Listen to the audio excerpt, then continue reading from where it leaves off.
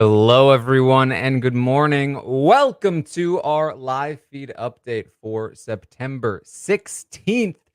I'm your host, Taran Armstrong, and I am here today to update you on everything that happened yesterday on the Big Brother 26 live feeds. It was day 62 in the house, and they are still outside.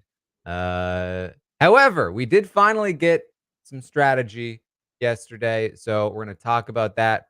Some one-on-ones, some plans for the veto, some plans for a potential renom and target. And look who I got here to talk about it with me today. It's Pooya. How you doing, Pooya? I'm doing good. You'd think it's a Friday morning with the one-on-ones we got, but I'm mostly here to just ad-lib plane noises as you talk about the day. So that's really I'm trying to give people the authentic experience here.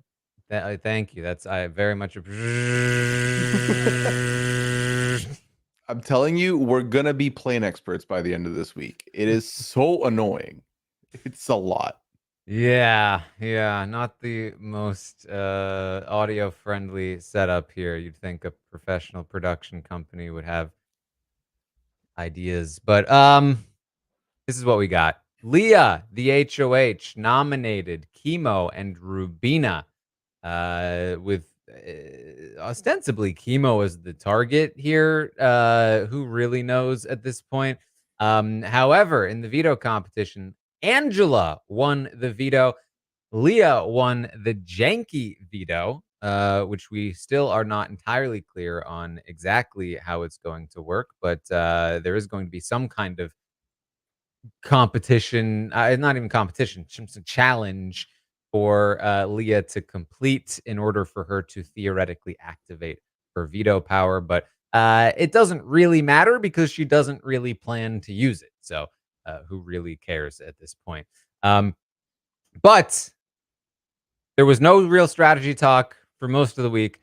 They'd planned to do one-on-ones today, day 62, the day that we're talking about, to finally determine what they wanted to do with the veto and what they might want to do with the renom and who to target, because they have all the power, both Angela and Leah. They have 2 vetoes. They have the HOH power. They can control the votes if they want to. All they need to do is put certain people up on the block, and they can basically decide whoever they want to go home this week. They get to choose. So what will they choose? That is the question here today, Pooya.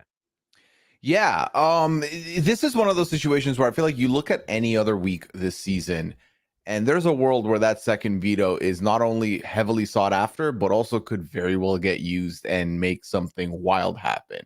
You know, especially with the AI arena, we had all these nominees going up, and you really were nominating half the house by the end of this run. So this week, nah, it's gonna be fine. The only thing that could put a little bit of a spanner in the works is if it is a forced veto. If the Janky veto is a must-use veto. But even then, I feel like the minute if this is a comp that's going to happen and they explain that's what's going to happen, I think she's just going to try a little less, like to not get it. So Yeah, I mean, even just to quickly go off of that, even if it is a forced veto, it's already been explained that it's supposed to be used first.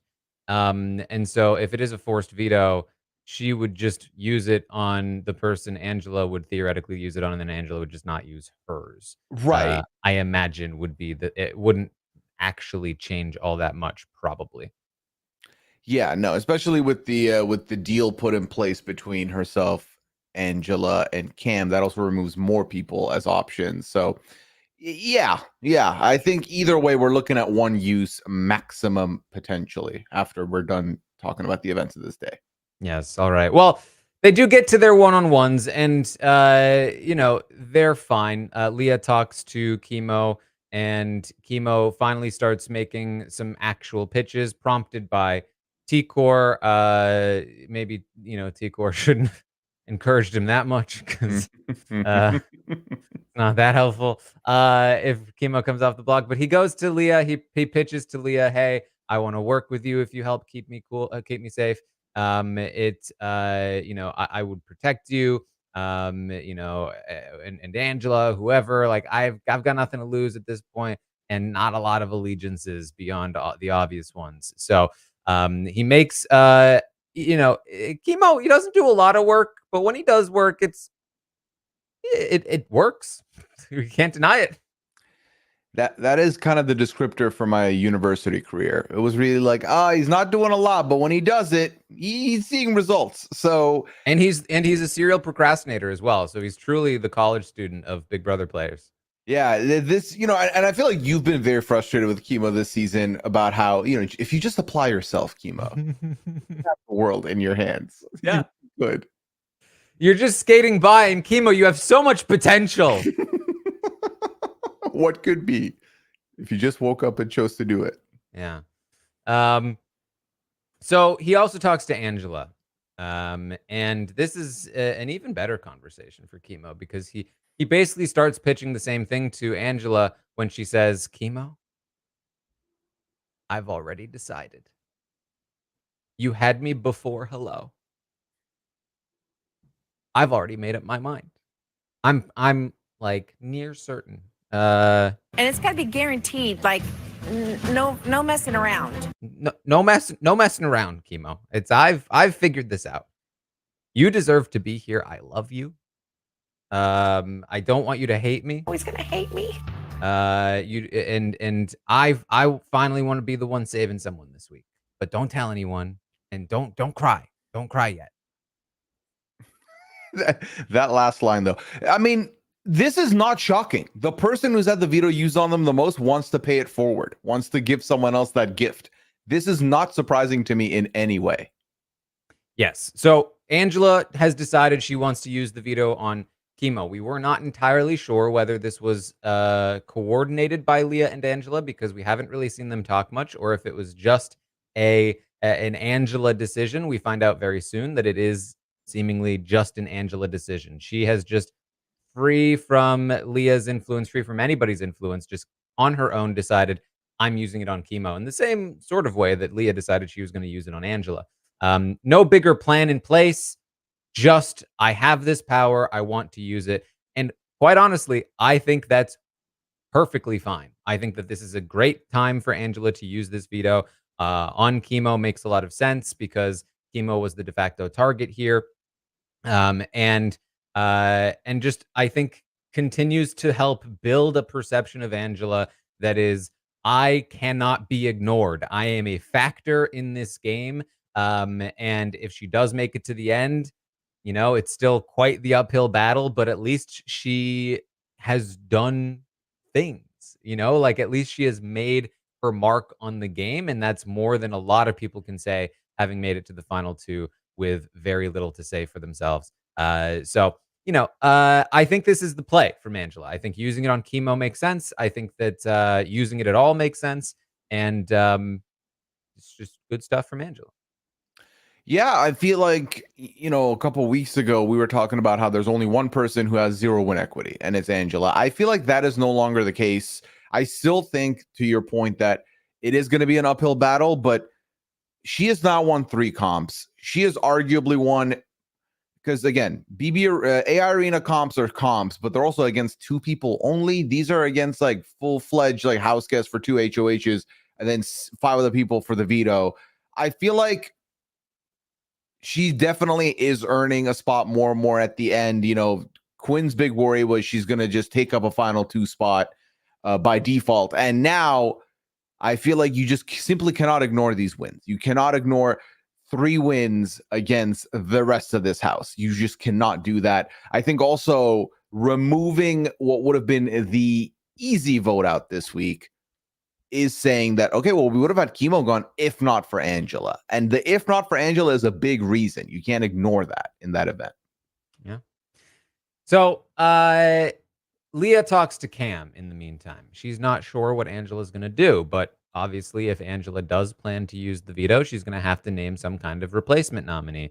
So she talks to Cam about who she might want to put up. Now that we've sort of gotten more insight from Leah in the diary room from last night's episode, it's a little easier to get a sense of where she seems to be strategically, given the fact that like we've heard very little strategic conversations from anybody outside. It's been hard to know exactly where Leah stands in all of this.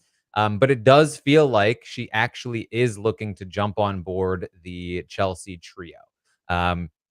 And focus all of her efforts on the T-Core trio in terms of taking them out. And I think that's in part because she does kind of trust Cam. Um, remember, Cam was not part of the Joseph vote, which I think helps him immensely. And even though he was part of the Quinn vote, she's decided she just needs to let bygones be bygones in regards to the Quinn vote, because what else can she do? I disagree with that stance, but it's what she seems to think. So Cam seems to be her go-to here, seems to have the most amount of influence over what she decides to do. And she talks to him about, like, Cam, I do kind of see the house as, like, there is the trio over there, but are you not in a trio, Cam? You, Chelsie, MJ? And I'm like, yeah, yep. I mean, kind of. That's kind of what we're looking at, and maybe debatable by the end of the night, but that is what we've been looking at. He says, "No, no, that's not really true. We're not a trio. It's just that I really trust MJ and Chelsie, and they're not coming after me. But like, we could totally trust you too." I think their biggest strength is that the T-Core, Rubina, and Kimo trio has just been so clearly not hiding that they're a trio for what is feels like a month now, for weeks. That is their biggest strength. Not that they're doing a good job hiding it, and maybe by the end of the night, accidentally they're hiding it. But I feel like that's really what's worked best in their favor, and all the points you brought up about Cam and the voting history with him. Yeah. Well, Leah says, "Here's the thing, Cam. I just don't really trust Chelsie. After everything that's happened in the game, early on, and then with the Joseph vote, and then with the Quinn vote, and knowing that I was an option for her when she was HOH, I feel like she should be an option for me when I'm HOH. Maybe Chelsie should be my replacement nominee as a pawn or something. I don't know." And Cam's like, "Ooh, I don't think so. I think you should work on building your relationship with Chelsie, don't you think? I just feel like we want to build trust. We don't want to be breaking trust."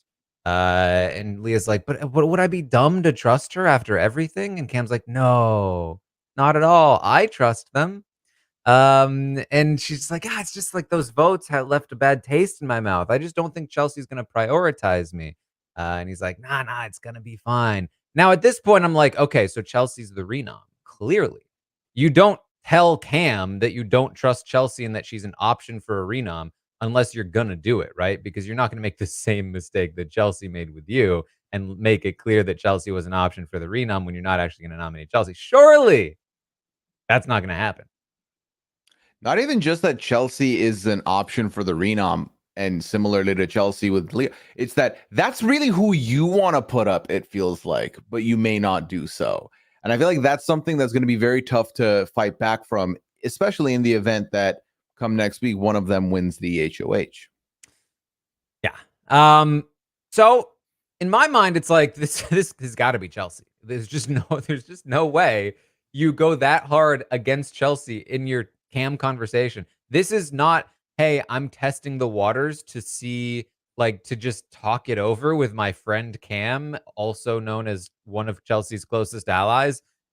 This to me felt like I'm prepping Cam for why Chelsie needs to go up on the block. Right? Like, it just there's no it has like, that's the conversation they had. Then she talks to Angela, and Angela informs her she is, in fact, using the veto on Kimo. She says, I'm sorry I have to do this to you, but I want to use this veto on Kimo. I don't want him," and I let him know, and I didn't want him going to bed sick to his stomach.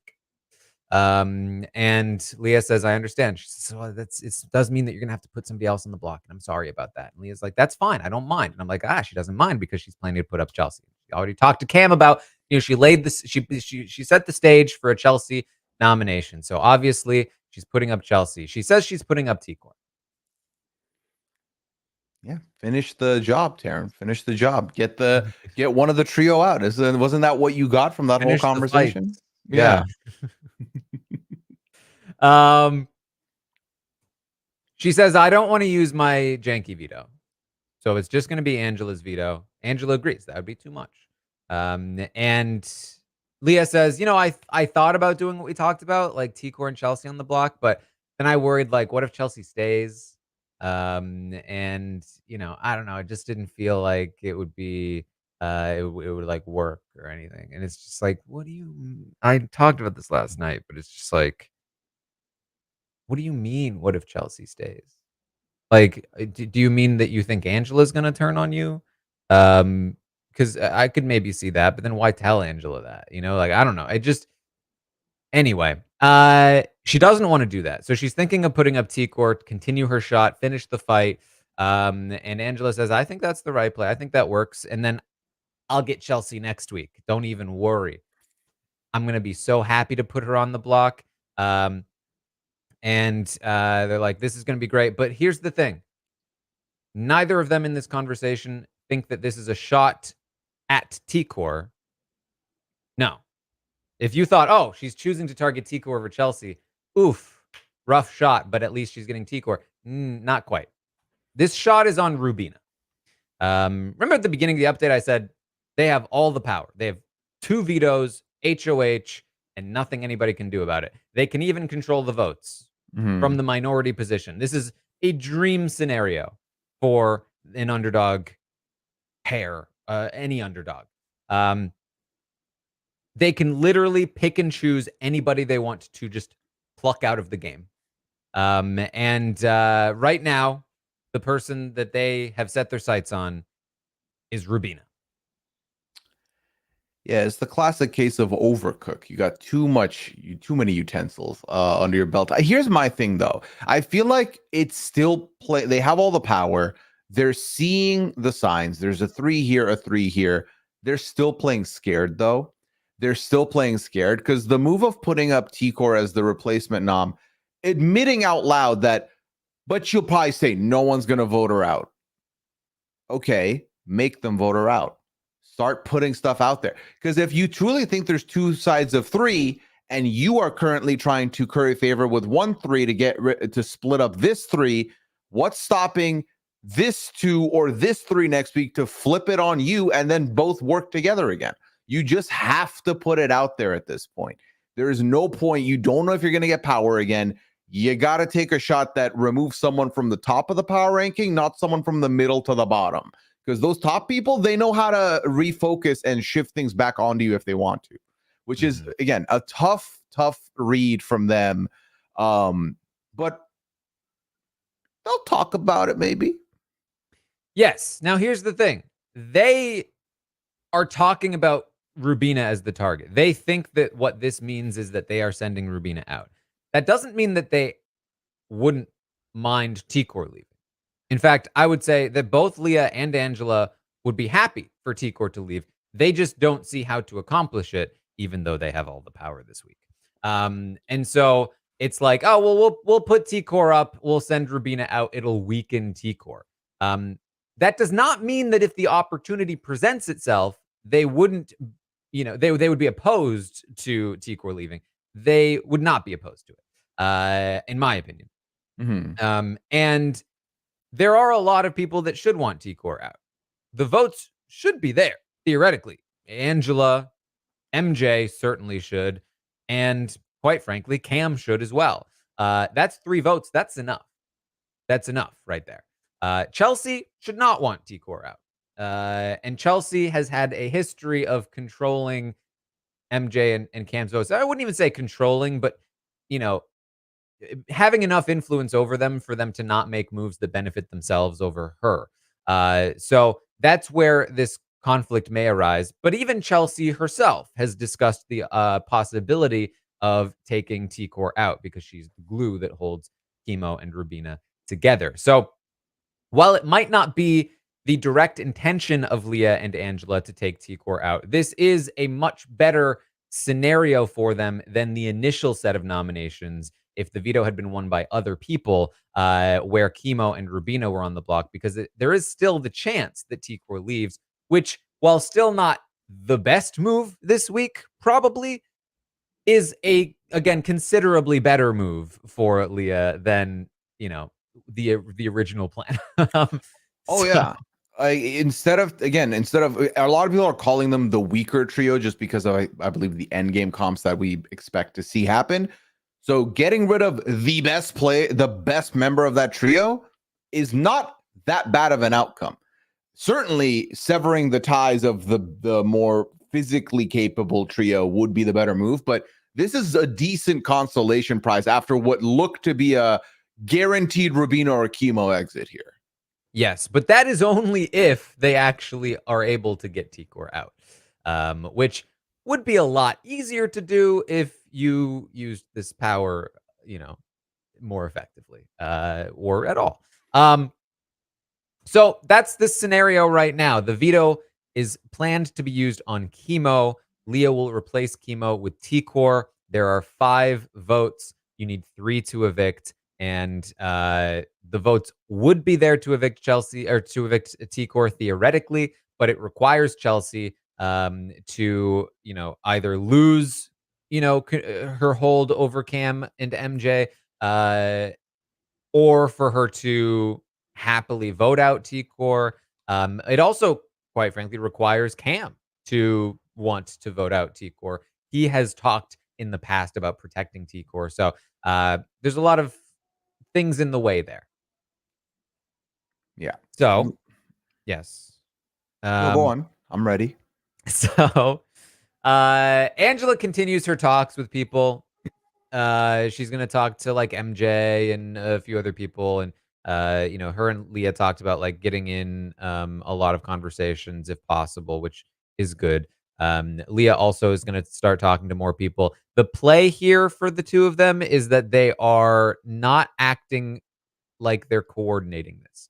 And this is actually the thing I like the most about what Leah and certainly Angela is doing this week, which is, or at least this night, which is that, we'll see how effective it is. They're not exactly like going, too hard, but they are like actively avoiding the like thing of like, oh, well, hey, we're using this veto on Kimo. Leah is saying, I don't really know for sure what Angela's gonna do. It seems like she wants to use it on Kimo. Annoying. Now I have to nominate another person. Trying to play up that there's a little bit of distance between them. Now we saw how effective that was for Quinn and Leah. So we'll see if Angela and Leah are able to hold to this at all, because it only works if you then don't spend all of your time together and make it clear that you're a pair. But if they actually did something with this, I genuinely think this could be incredibly effective and maybe save their entire week. Visibly separating from your ally has so many benefits that and people so rarely do it. So we'll see. There's a little bit of intention here. We'll see if they follow through on it. But that's the general kind of perception that they're trying to give off. Okay, I'm not mad at it. I'm not mad at it. Taran, Yes. I'm excited for us to keep the needle moving because it gets weird. Oh, it gets weird. Yeah. But before it gets weird, Leah talks to Chelsie. She tells her that Angela told her that she might be using the veto on something like Kimo, so she might have to replace Kimo with Tikor. They agree that Tikor is a threat, but she's just a pawn this week. They're not talking about voting her out at this point. Leah also tells MJ about the plan, and MJ suggests they just vote out Tikor. Or at the very least, like, why don't, like, Tikor's the big threat here. Why are we not voting Tikor out? And Leah's like, no, I mean, I agree. I mean, if we think about it, you, Cam, and Angela could be the votes to take out Tikor. I don't think Chelsie will, though. And so they've already kind of set up the dilemma for the week there. MJ certainly is discussing the possibility of taking out Tikor, which came from Chelsie herself in the first place. But, or I wouldn't say came from, but that Chelsie has already given indication that she'd be okay with last week. MJ has been angling to get Tikor out for a while. So, we'll see if she pushes any harder. And then there's Cam, and what might Cam do? Well, there's still plenty to talk about with Cam, which I think Pooya is hoping we can get to soon. Rubina also makes a pitch to Leah saying, hey, our trio is not that dangerous. I'm good for your game. Doesn't really go anywhere. It's not going to do much. Leah talks to Tikor, and they again talk, oh, we're not sure what Angela's going to do, but if she does use it, Tikor, I only have 3 options, because I made that deal. And so then, those 3 options, it's like, oof, well, you know, one of them makes a lot more sense than the other two, I think. So, yeah. I mean, I don't think that you would ever go home. I mean, anybody sitting next to you definitely leaves. And Tikor's like, listen, I don't want to go up on the block, especially against my allies. How about we don't do that? And Leo was like, yeah, it does suck, doesn't it? Yeah. Man, Angela using that veto. Um, and it's honestly a pretty awkward conversation. Tikor is like staring into space. Leah is staring into space. They're like, "Is you thinking? What are you thinking about?" Like, She was stun locked for a good like 45, 50 seconds of silence as they stared. Like she was staring into her soul. It was interesting because the whole first half of the conversation was vintage T-Core, you know, your TM. We had a lot of those. hmm. And then once it dawned onto the part where like, if this Veto sees you're going up, I feel like there was a moment of freeze and then followed by potentially trying to damage control a little bit and clean it up a little bit. But I didn't leave this conversation. I didn't feel like T-Core leaves getting what she wanted, but to her credit, after this conversation, Leah was kind of like, Angela, do you have to use this veto? Yep. Like, could you just keep it the same? Because I think if there's one thing T-Core is very good at doing, it's not using a lot of words to make you feel things. And I feel like in that moment, she made Leah feel like you are going to feel really bad if you put me up without saying that at all. It's classic T-Core. I mean, it's hard to understand why at times, but so effective it's in places where it shouldn't be. Because yes, Leah afterward is like having second thoughts. Like, could we maybe not use the veto and keep Kimo and Ravina on the block? Which is, you know, that's fine. But Angela's like, no, I'm gonna use this veto. And Angela starts pumping her up about the move that they need to be making and how she shouldn't feel bad. Tikor has people. Tikor did it to her, almost did it to her. It's justified. Lots of like, again, pumping it up, uh, justifying the move, not in a like demonizing way, but in a just like, hey, we might as well make the move while we have it. Like, take the shot, play this game, so on and so forth. They get back to the place where the plan is back into position. T-Core, in the meantime, goes back to Kimo and Rabina. T-Core is frustrated. She's trying to get Cam on the block, and Leah's saying, I made a deal with Cam. She's like, why can't it be Cam? This was never going to be Cam. It was going to be Chelsie, if anything. So they still think that Rubina is going to be the one to go, though, Leah and Angela, as does kind of Rubina at this point. If T-Core is going to go up on the block, Rubina's like, well, guys, it's been fun. Rubina's still like, man, I also feel like Rubina has more potential than this, but she's just kind of like, just kind of it's like just go hard against Chelsea or something. You know what I mean? Like, do something. But it is what it is. Well, Yeah. in a weird way, and this might be me talking out of my back, but if the renom does end up being T-Core and Rubina proceeds to not campaign and kind of just be defeated and be, like, you know what, I'm not going to do this against T-Core, shouldn't that empower the other house guests to be like, okay, so there's someone who mentally has checked out of the game since Monday, who is not thinking they're here. We get rid of the other person. Rubina, who does not expect to be here, blindsided, doesn't perform as well in the upcoming HOH. Now, I understand, as I say all this, a lot of people are going to be like, that's not going to happen. She got Chelsea, she got Kimo, she probably got Cam. Yes. But that might be her best strategy, is just look like you're convinced you're leaving. Yeah, hit him with the Kenny. Hit him with the, imagine me saying this, hit him with the sweet Kenny K of like, I want to go or I'm done. And then maybe they're like, yeah, the other one's more ready to go here, and they might win the comp. So maybe not do that. But I don't know. Yeah. I don't disagree. I would love for her to show some more fight pre-veto. So that, maybe she can get Chelsea up there, or maybe she can, get off of the block herself. But I do agree that, like, laying down, I wouldn't say playing dead, but basically being dead in the game would probably I would assume in a normal cast help her actually stay, conversely, but we'll see. Angela and Leah, they talk about their final 2 name. Angela came up with the Lorraines, because of their middle names. So we've got that. I mean, they already locked it in a while ago. They just never named it according to them. So that's where they've got their name now. Then things finally get a little weird. Yes. Sorry, go on. So they're all outside, and Chelsie is sleeping, or so everyone thinks, because Cam and MJ, they're hanging out.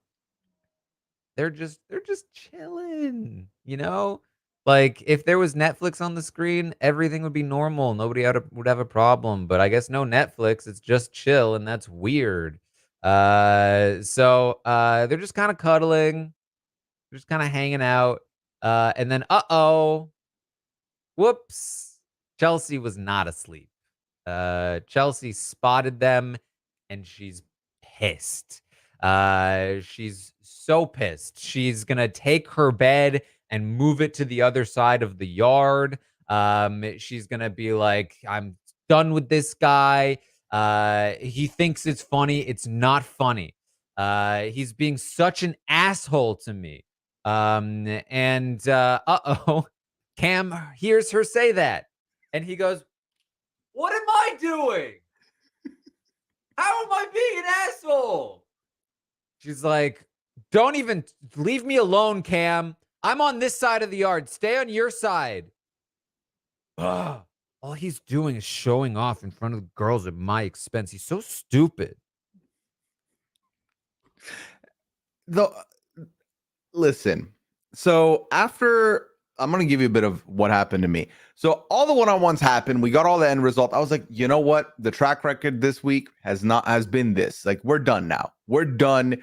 Shut down my computer, got ready for bed and everything. Then they were getting ready for bed. And then this happened with the speed that I came back on this computer, because my God, this was so funny to me. The backyard, this is the reason. I didn't know why Janky needed to happen. It was this. It's this stuff, Taran, because the fact that you can hear each other, because she said asshole, it felt whispery to me. I felt like she could have gotten away with this one. And then you just see Cam laying down, get up, like, huh? What was that? And she doesn't respond to him. She's ignoring him, obviously. But then for him to repeat that, I was like, oh, he knows every part of this. There was so much tension in that backyard. It was incredible. And to what we said earlier, you're clearly not doing this for game reasons to make it seem you're not a trio, but this is great. This is great for you to seem like you have issues and dissensions amongst you. This is not a bad situation for you to be in. Also, I will say though, Cam definitely instigating a little bit, because Cam was hitting her with the, oh, you know, I'm being yelled at, so I'm going to match the energy, or I'm going to yell right back. It's like, I didn't think she was yelling initially. I feel like this is a little bit of you also like fanning the flames a little, but in a situation where two people are frustrated, they're going to try and get under each other's skin however they can, in a weird way. You know what I mean? Yeah, I mean, this is perhaps the unintentional version of what I was talking about with Leah and Andrew. Like, genuine tension that, as long as they don't let it impact the game, will just help them, because it will make people think that it is impacting the game. But then the question is, will this actually impact the game? Right, because we're saying that it's helping them for tomorrow, right? It's helping them for the renom meetings. Like, it's not going to even be a case anymore. But if this is truly a feeling that is being had, this could shift a lot of things. The trio might become a duo real quick. So, right, and if we're talking about, like, if say Cam and Chelsie disagree on the vote this week, Chelsie wants to keep Tikor, Cam doesn't. If that were the case, this is certainly not helping Chelsie keep her influence over Cam's vote, right? So in addition to that, maybe Cam is starting to rethink where he wants to go with with his final 2 scenarios, final 3 scenarios. Does he really want to go to the final 3 with Chelsea and MJ if just imagine that world where Chelsea is just the constant third wheel. Like But the feeds, Taran, the final 3 feeds would be good. That'd be so funny if they actually make it there as a 3. I feel like more and more there's signs that that's not going to be the case. But I'd be into it personally. So listen, we'll see. Chelsea's gonna continue to vent to T-Core and Rubina about it into the night. She says, "And MJ, she's playing into it. I'm not the type of girl to fawn over a guy for attention like that." Um, I'm just the one that'll rummage through his dirty clothes. I'm just the one that'll sniff him and say stuff like, what are we talking about here, Chelsea? Come on. Stop this. yeah. This is especially weird because, like, I listen. Somebody can correct me if they have, but I have not seen a single conversation with Cam where he has indicated that he is like romantically interested in Chelsea. I She have not. talks about like late night conversations, but even then, I don't think she has even implied that like that those conversations are about like any kind of romantic interest. That they've bonded or something. They might exist, but we have not seen them, and I have personally not seen any indication that Cam is interested in her, which makes this especially weird. Yeah. Oh, 100%. I also co-sign that if it has happened, we have not seen it, or at least I have not been privy to it. It has felt extremely one-sided with Chelsea having a clear bit of a crush on Cam. But also in a weird way, it's like she has this crush on Cam. They've been allies. They've been looking, they've been protecting each other this whole time. They've also been sleeping in the same room. And in a weird way, for me, all of this has equated it for Chelsea, has equated it to Cam is playing in my face if he's flirting with anybody. You know what I mean? Like it feels a little bit like that, which is then difficult because I feel like Cam isn't even doing the I'm into this person stuff. It's kind of like a natural flirt maneuver. It doesn't seem like, this is not like a he really likes blank. And so he is doing these things towards blank. Outside of like the early stuff with Leah, I don't feel like I've been seeing that from him. Mm-hmm. And again, there is certainly a chance that it's just stuff we haven't seen. It would feel weird to me that they wouldn't show it even in the episodes, considering the high drama of it all.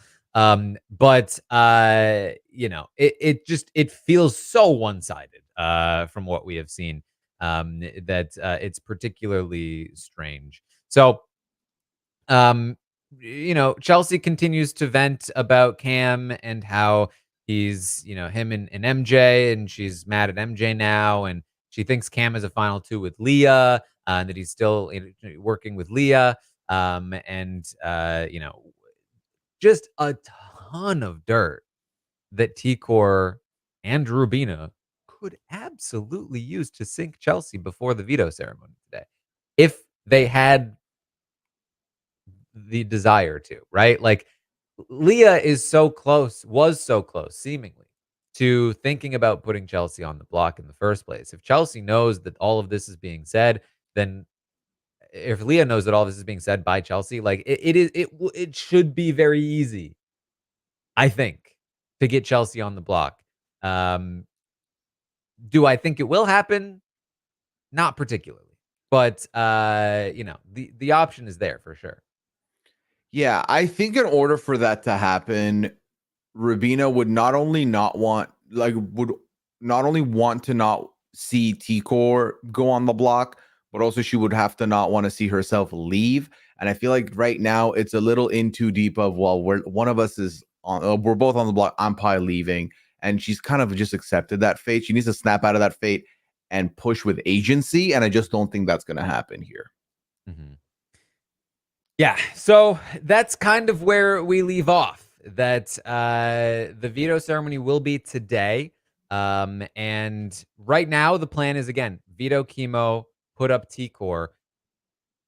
again, there should be the possibility to change that, but we do not know, or we do not think at this point that it will change, that it will likely be T-Core on the block against Rubina, at which point everything we talked about with the vote is what to look out for the rest of this week. Pooya, anything else you wanted to bring up?